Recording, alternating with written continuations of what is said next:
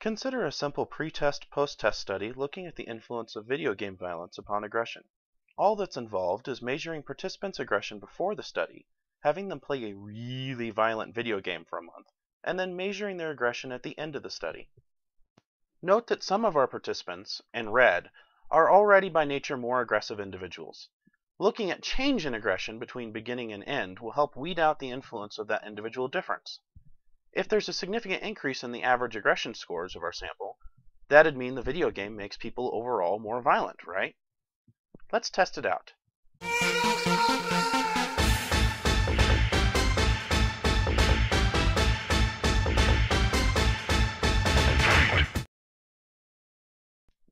Uh-oh, what's this? Some of the participants were so appalled by the violence in the game, they bailed before finishing the study. That's what we call attrition. And what's more, it was predominantly the naturally aggressive participants that stayed behind. That's what we call differential attrition, and that's a big problem. Since the proportion of naturally aggressive participants taking the second test was higher than on the first test, that likely raised the average aggression score on the second test. So how do we know whether the video game had an effect on aggression? The problem is that we don't. Differential attrition has confounded our manipulation with the participants' individual differences. Our internal validity is ruined. Let's say we set things up the same as before with a simple change. We'll use a slightly less violent video game, so maybe it won't drive so many people off. We've got our sample of participants ready to go through our study, same as before, and we send them on through.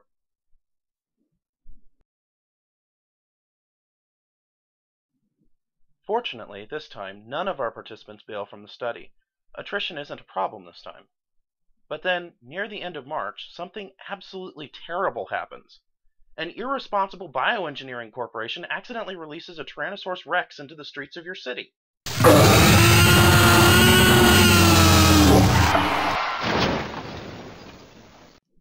The Tyrannosaurus cut a bloody swath through the city, eating everyone in sight until it attacked a turkey farm and subsequently passed out. Your participants were, thankfully, unharmed, but seeing their classmates devoured emotionally scarred them and changed their outlook on life, at least for the time being. They finish your study in spite of their distress. And you find that aggression scores are much lower on the second test. Does that mean that playing a violent video game for a month reduces aggression? No, not necessarily, because playing the game is confounded with the Tyrannosaurus incident, so you don't know whether the game actually led to lower levels of aggression. Your internal validity has just been chewed up and spit out by an extinct apex predator.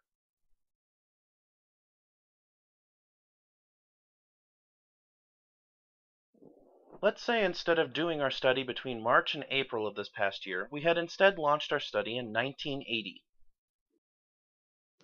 We get our participants, 10-year-olds, and have them play a very violent video game for the next 35 years. Well, okay, since they're 10-year-olds, we can't have them play a very violent video game.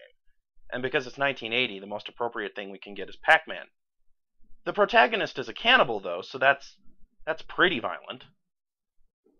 We run them through the procedure like before. They take the first aggression test and start playing the game. But instead of testing them after a month of gameplay, we wait longer this time, 35 years. We're in no rush to get this research published, apparently. But a lot can happen in 35 years. Our participants are now 45 years old, and 3.5 decades may have changed their temperament.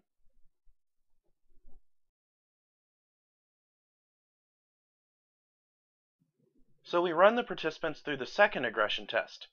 But what's the outcome? They're less aggressive on test number 2 than on test number 1. But we don't know if it's because a life devoted to Pac-Man promotes lower aggression, or if it's because the participants mellowed with age. So maturation has also screwed up our internal validity.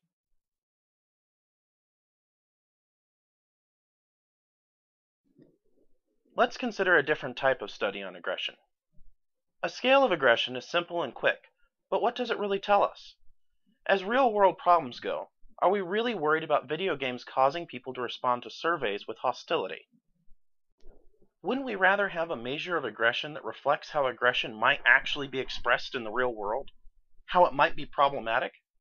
Sure! Well, what can we do then? We can't measure aggression by handing out clubs and axes and telling people to go to town on each other, so What about having participants play a violent video game and then have them use a driving simulator? We can observe their performance in the driving simulator and evaluate aggression based on accidents and such. So we'll look at the impact that playing violent video games has on people's driving. We'll see if playing a violent video game makes someone a more aggressive driver. But wait, one of our reviewers for the last study pointed something out. We're not really concerned with the effects of playing a video game once. We're interested in how the effects build up over time. So we ought to look more closely at the change in participants' performance over time. That's not too hard. We can just have them take the driving test several times.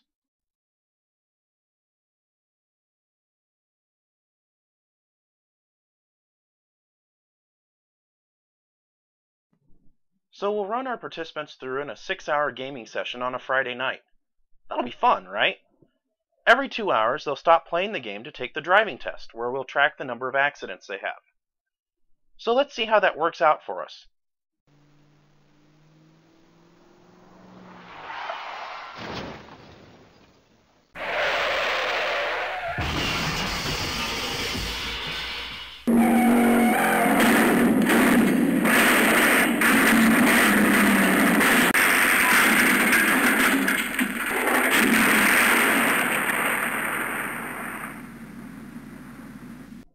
Aha! Look at that. After 6 hours of playing a video game, the average number of accidents the participants had in the driving simulator nearly tripled. Although, well, 6 hours is a long time playing that game, especially at the end of the school week.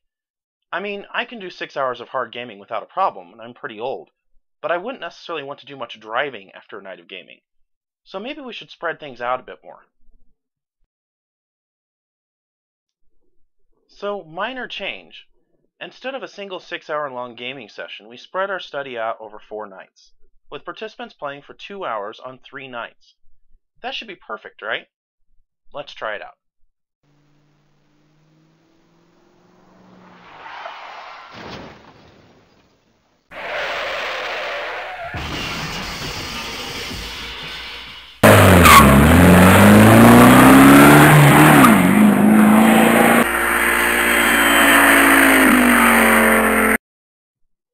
Oh, well, the number of simulated wrecks participants experienced went up after playing the game the first time, but then it went down. Could that mean that violent games make people better drivers if they play them long enough? Well, that's one possibility, yeah. But it's also likely that using the driving simulator every night simply gave participants the opportunity to become proficient with the simulator.